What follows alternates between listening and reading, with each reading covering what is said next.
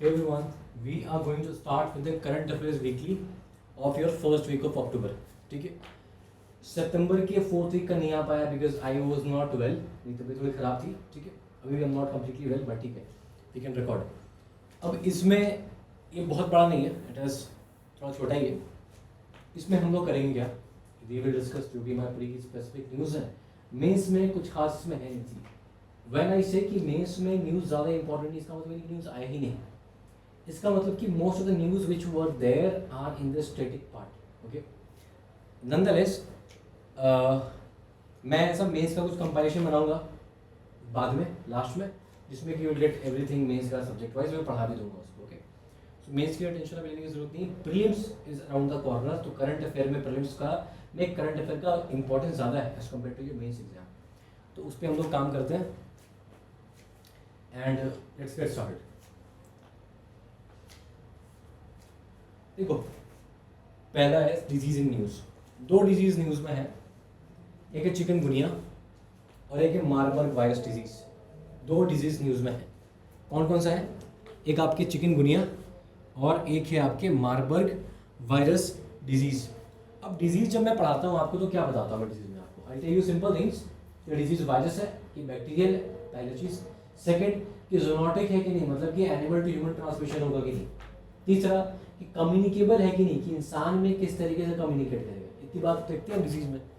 वही चीज़ यहाँ पर भी देखेंगे यार. ये मार्बर्ग वायरस क्यों न्यूज़ में है? क्योंकि रवांडा में इसका आउटब्रेक हो गया. अब सवाल है कि आपसे सवाल यूपीएससी क्या पूछ सकती है कि यार ये मार्बर्ग वायरस क्या है क्या नहीं है. ध्यान समझना. देख, क्या रखना है एग्जाम के लिए? पहली चीज़ कि वायरस है, तो पहला बात तो ध्यान रखना कि यार it is a virus. It is not bacteria, it is not something, it is virus. Second कि क्या जूनोटिक है? यस, मतलब कि एनिमल से ह्यूमन तक पहुंचेगा. यस, एनिमल टू ह्यूमन तक पहुंच जाएगा. तीसरी चीज जो सबसे इंपॉर्टेंट है कि ये जो वायरस है it is a RNA based virus. RNA based virus है. वायरस दो तरह के होते हैं, एक डीएनए बेस्ड होता है, एक आरएनए बेस्ड होता है. ठीक है, तो ये कौन सा है? ये आरएनए बेस्ड वायरस है. ठीक, ये हो गया. उसके बाद ये जिस फैमिली से बिलोंग करता है, ये नाम रखने की कुछ खास जरूरत नहीं, भी देख लो, फिलोविरिडे फैमिली से बिलोंग करता है. द थिंग जो हमको याद करना है एग्जाम के लिए कि it is the same family as the Ebola. कि इबोला का जो वायरस है, जिस फैमिली से इबोला का वायरस बिलोंग करता है, ये मार्बर्ग वायरस भी उसी फैमिली से बिलोंग करता है. इतनी बात रख लें एग्जाम के लिए. पहली चीज कि वायरल है, बैक्टीरियल नहीं है, वायरल है. जूनोटिक है, यस. किस फैमिली से बिलोंग करता है? तो इबोला की सेम फैमिली से बिलोंग करता है. And it is a RNA based virus, DNA नहीं है, आरएनए बेस्ड वायरस. तो इतनी बात हम एग्जाम के लिए रट के रखेंगे. रख सकते हैं क्या? यस. और देख, चिकनगुनिया. चिकनगुनिया क्या है? फीवर होता है चिकनगुनिया. अब यहाँ पे वायरल है, यस. और देखो, इंसान में फैलता कैसे है? वेक्टर्स के थ्रू. वेक्टर क्या होता है? इस मच्छर का जो डंक होता है दैट इज योर वेक्टर. ठीक, तो मस्कीटो अगर इन्फेक्टेड है तो वो ये करेगा.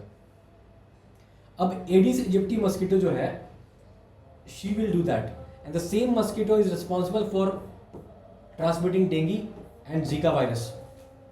तो एग्जाम में अगर क्वेश्चन आपसे पूछ रहे कि चिकनगुनिया का जो वायरस है वो डेंगी और जीका से सेम है क्या? यस, डेंगी वायरस और चिकनगुनिया दोनों मतलब कि मोटा मोटा जो सेम मस्कीटो फैलाता है. ठीक है, person to person transmission possible नहीं है. किसी को डेंगी है तो बगल वाले को होता नहीं. चिकनगुनिया वैसा नहीं होता. ठीक है, अच्छा, और बात करते हैं. फीवर वगैरह होता है, ये सब तो बात की बात है. रैश वैश सब तो कोविड की तरह ही है, सॉरी डेंगू की तरह ही है. तो दो डिजीज है कि हमने, एक मार्बर्ग वायरस डिजीज, एक आपके chikungunya disease. Marburg virus and chikungunya disease. ठीक है, दोनों वायरल है. यस. थर्ड क्या है? Sickle cell disease. अब ये सिकल सेल क्या है? सिकल सेल एनीमिया होता है. बेसिकली एनीमिया क्या होता है कि खून में आपके आरबीसी की कमी हो जाती है. आरबीसी क्या होता है? Red blood cell.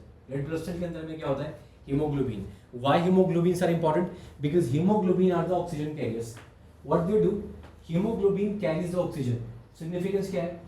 When the hemoglobin will carry the oxygen, oxygen will be utilized by your cell to do the respiration. अब respiration क्या होता है? Respiration is the process by which the cell will produce the energy in the form of ATP. ठीक? And जो हम खाते हैं खाना, मान लीजिए चावल खाया, ग्लूकोज जैसे मिला, तो glucose plus oxygen will be equal to your ATP.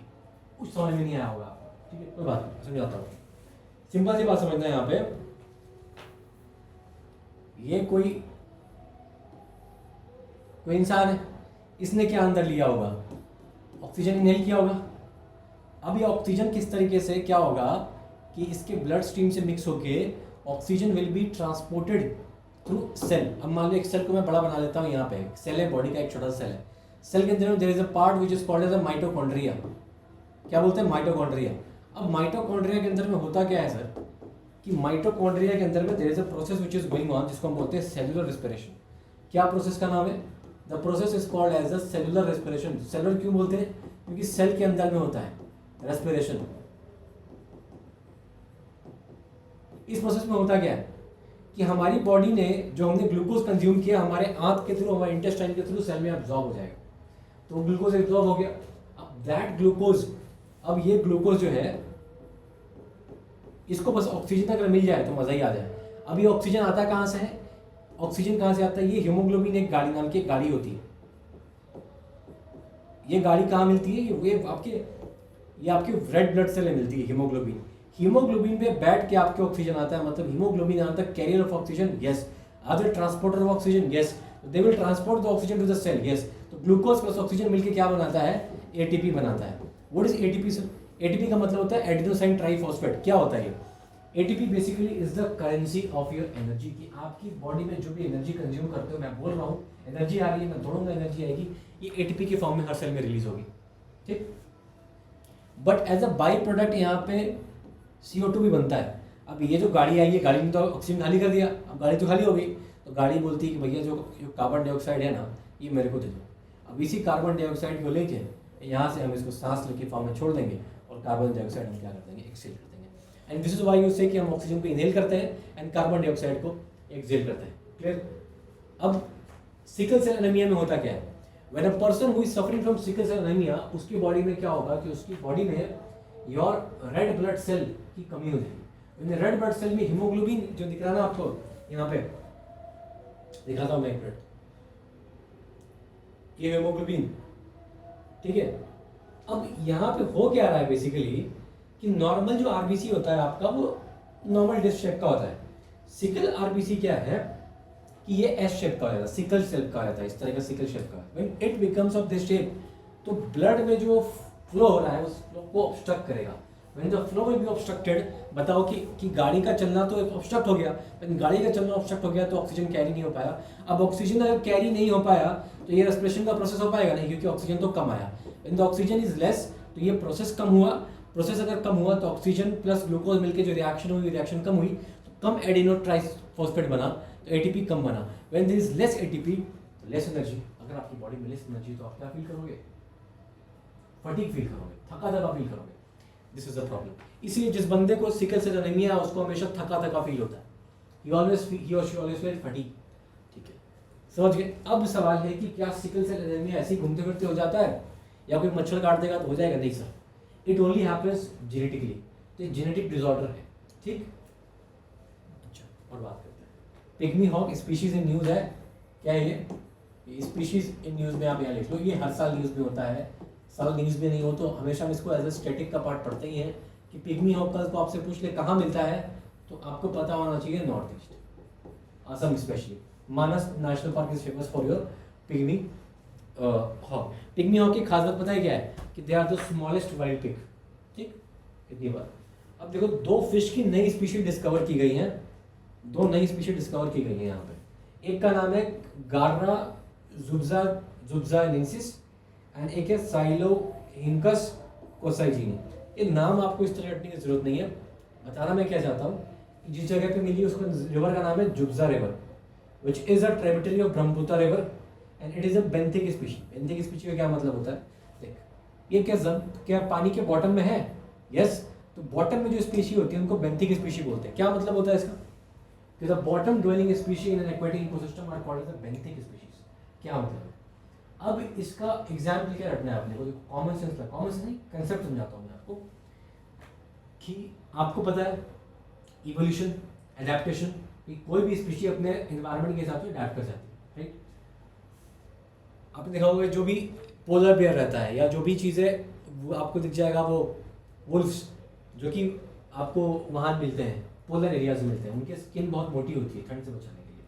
Similarly ये जो स्पीशीज़ है ये तो पानी के नीचे में, लाइट कम है यहाँ पे, राइट, तो इनकी आँखें बड़ी होती हैं बिकॉज लाइट इज लेस। नीचे पानी का प्रेशर काफ़ी ज़्यादा है, नीचे पानी, बहुत ज़्यादा पानी का प्रेशर है। इधर पानी का प्रेशर इज मोर, तो ये क्या होता है, इनकी बॉडी बहुत ज़्यादा पतली टाइप की, पतली नहीं, अजीब से झीलेदार बॉडी होती है, एकदम अजीब सी, मतलब घी ना रहेगी आपको छू के। क्यों? क्योंकि बॉडी अगर टाइट होगी तो ज़्यादा प्रेशर फील करेगी, समझे। अब न्यूट्रिनो फॉग कुछ खास नहीं है, it is not something which is very important. White good देखो ऐसा इकोनॉमिक का कॉन्सेप्ट है, घर में जो भी सामान वामान यूज़ करते हैं, रेफ्रिजरेटर, फ्रिज, वॉशिंग मशीन, ये सब वाइट गुड में आता है आपका, बाकी कुछ बहुत ज़्यादा इंपॉर्टेंट न्यूज़ नहीं है इसका। अच्छा, आइसोस्टैटिक रिबाउंड क्या है? Mount Everest has grown 50 to 50 meters than previously expected over the last 89,000 years due to erosion of Arun River। तो ये सब ना, ये सब आते रहेगा।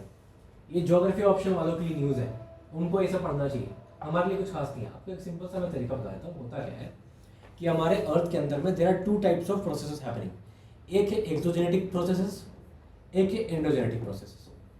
एंडोजेनिक प्रोसेस क्या होता है कि, एक मिनट ब्लैक से लिखता हूँ, ज़्यादा अच्छा लगेगा। एक होता है एक्सो, एक होता है एंडो। एंडो मतलब कि अंदर वाला, एक्सो मतलब ऊपर वाला। तो मान लिया कि इस तरीके से 2 कंटिनेंट का कन्वर्ट का कोलिजन हो रहा है। क्यों हो रहा है? क्योंकि अंदर में मान लो कि कन्वेक्शन करंट चल रही है, ठीक है, कन्वेक्शन करंट चल रही है,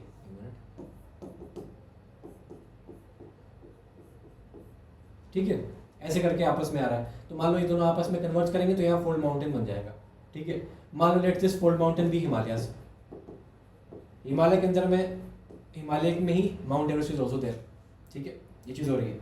व्हेन दिस विल हैपन, तो ये तो प्रोसेस तो अंदर में चल रहा है, ये घूमना फिरना, तो this process will be endogenetic process. अब जब हिमालय बन गया तो हिमालय के ऊपर, हिमालय पे exogenic forces will act and they will do the erosion and Himalaya की हाइट कम करेंगे। तो एक्सोजेनिक फोर्सेस क्या करते हैं, ये हाइट को कम करते हैं, और एंडोजेनिक क्या करते हैं, हाइट को बढ़ाते हैं। क्यों? क्योंकि जितना ये फोल्डिंग होगी उतनी हाइट बढ़ेगी। यस, तो at any point of time ये दोनों फोर्सेस काम कर रहे होते हैं।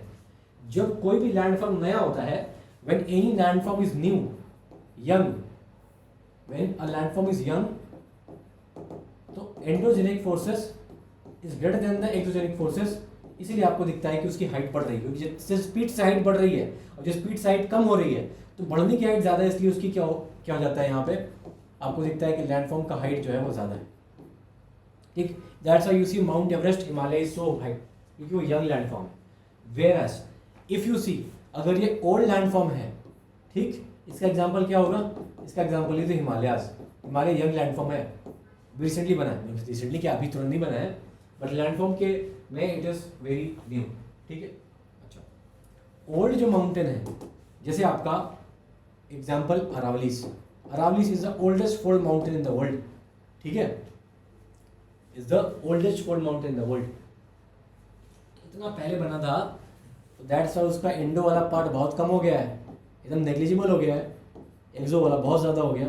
इसीलिए आप देखो अरावली की हाइट इतनी कम है कि अरावली में यू कैन सी कि फ्लैट प्लेटूज भी बन चुके हैं, राइट। बस यही कंसेप्ट है इसमें। अब आइसोस्टेसी क्या बोलता है, ये एक तरीका है जानने का। एक और कंसेप्ट है, उसको बोलते हैं आइसोस्टेसी।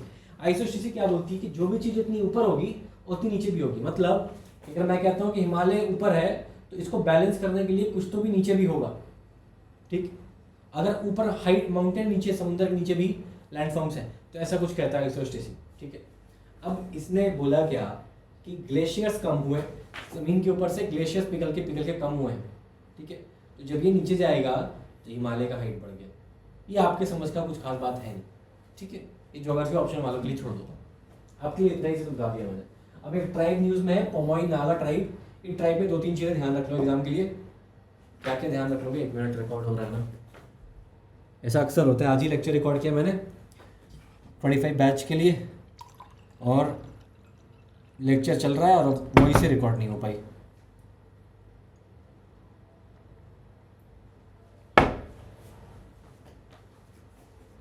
ठीक है ना, क्या देखना है? देखो, नागा ट्राइब्स ये क्या है? These are the Naga tribes. क्या है?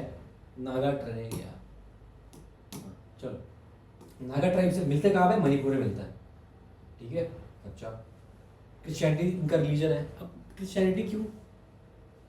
Christianity, you go to tribal area in north east, you will find many Christians there. The reason? Conversion. ठीक है, तो धर्म का मुद्दा मैं उठाता नहीं हूँ, बट फिर भी मिशनरीज का मिशन चलता है एंड वहाँ पे कन्वर्जन का rate is very high. Reason? क्योंकि ऑफ कोर्स वही कनेक्टिविटी का इशू है, सोशल एक्सक्लूजन का इशू है। So nonetheless come here. Tribal areas in Manipur में मिल जाएगा आपको ये सब, और बस इतना ध्यान रखना यार कहाँ मिलता है, इससे ज़्यादा एग्जाम तक याद कर नहीं पाओगे, ठीक है। ये सब इन्फॉर्मेशन दी हुई ताकि एक बार पढ़ लो अपनी आत्मिक शांति के लिए, बट एग्जाम में यही कैरी कर पाओगे कि नागा ट्राइब से एंड मणिपुर में मिलता है। अब देखो ये 4-5 प्लेसेस है जो कि न्यूज़ में है, इसको मैप में जाके पॉइंट करोगे, Yangtze river China, canary island यहाँ पे कुछ खास मतलब कि ना कुछ कंटेक्स्ट कुछ खास नहीं है, बट फिर भी देख लो।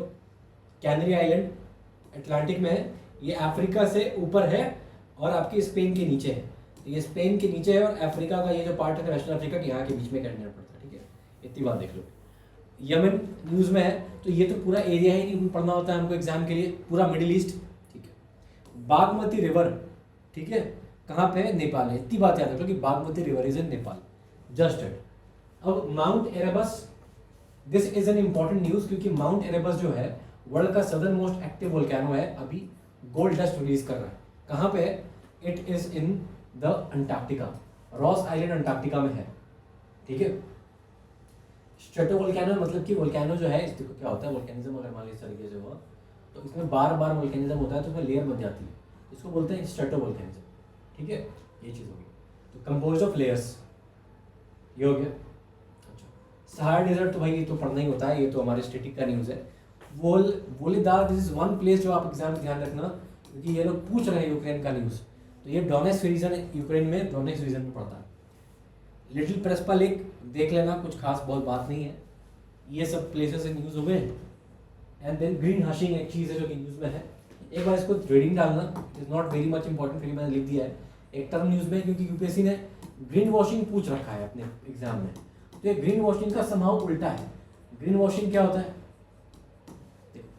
कोई भी कंपनी आके बोलती है कि मैं अपनी ग्रीनरी की तरफ फोकस करता हूँ, I am focusing towards the green economy, तो मैं व्हाटएवर आई डू, मैं कार्बन एमिशन कम कर सकता हूँ, मैं दिखा दूँगा मैं कार्बन एमिशन कम कर रहा हूँ, मैं दिखा सकता हूँ कि मैं पोल्यूशन कम निकाल रहा हूँ, मैं कम पोल्यूशन रिलीज करता हूँ, मैं पोल्यूशन करता हूँ उसको निकाल लेता हूँ, मैं वेस्ट कम प्रोड्यूस करता हूँ, मैं रिसाइक्लेबल चीज़ें यूज़ करता हूँ। So showing these things a company can show, but may be reality में ना कर रही हो company, but if they are showing कि they are doing that, then it will be set कि ये कंपनी क्या कर रही है, ग्रीन वॉशिंग कर रही है, मतलब ब्रेन वॉशिंग या ग्रीन वॉशिंग कर रही है। इसी तरीके से एक और चीज़ होती है, बोलते थे एआई वॉशिंग।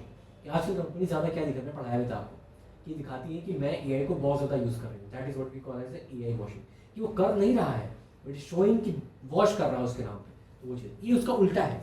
ग्रीन हशिंग, ये कर रहा है पर दिखा नहीं रहा है, ग्रीन वॉशिंग में नहीं करता है पर दिखाता है ये कर रहा है, ये कर रहा है बट नहीं दिखा रहा है। मतलब कि if company is using green technology, it's a green company, green initiative use कर रही है बट दिखा नहीं रही है, तो that is what is the green hushing, उल्टा है। ये अच्छा कॉन्सेप्ट है, ठीक है, ये सब हो गया।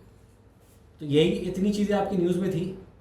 मैं बता देता हूँ आपको एकदम क्या एग्जाम के लिए नॉन नेगोशिएबल आपको रखना है। एक ग्रीन हशिंग समझ लिया क्या है कंसेप्ट, और वोहलेदार एक बार देखना, माउंट एरेबस याद होना ही होना चाहिए आपको, ये सब तो स्टेटिक है। अच्छा, एंड यमन तो ऐसे पढ़ते हैं, Yangtze river, canary island, Bagmati river Nepal में, इतना याद रखना होगा आपको। अच्छा, और देख पुमाई नागा ट्राइब कहाँ पे, मणिपुर में है। अच्छा, और आइसोस्टेटिक रिबाउंड, तो ये सब ऐसी शगुन का कॉन्सेप्ट है, कुछ खास बात नहीं है इसमें। ग्रीन हशिंग दिखाई दिया। न्यू फिश की स्पीशी यहाँ पे 2 है, अगर याद कर सको तो करना, ज़्यादा ना हो तो कोई दिक्कत नहीं। वाइट बोर्ड पता होना ही होना चाहिए जो अप्लायंसेस यूज़ करते हैं। एंड पिग्मी हॉग तो यार बता दिया मैंने कि पढ़ना ही रहता है अपने को। सिकल सेल डिजीज, ये वाला part something which you understand, ये प्रोसेस आपको एक बार अच्छे से देखना क्या है ये process. And then there is your, ये 2 डिजीज है, चिकनगुनिया एंड मार्बर्ग। मार्बर्ग क्यों रटोगे, क्योंकि आउटब्रेक हुआ है। Whenever the outbreak is there it will become important for us, ठीक है। तो इतना न्यूज़ आप कर लो, this will be more than sufficient for you, okay. So I take you leave here, and doing some monthly मैं दे दूंगा आपको सितंबर का, और उस मंथली में ही आपका वो भी कवर हो जाएगा, क्या बोलते हैं सितंबर का लास्ट वीक में कवर कर दूंगा. Okay, so I take leave here, so keep studying, keep listening, bye bye guys, God speed. Okay.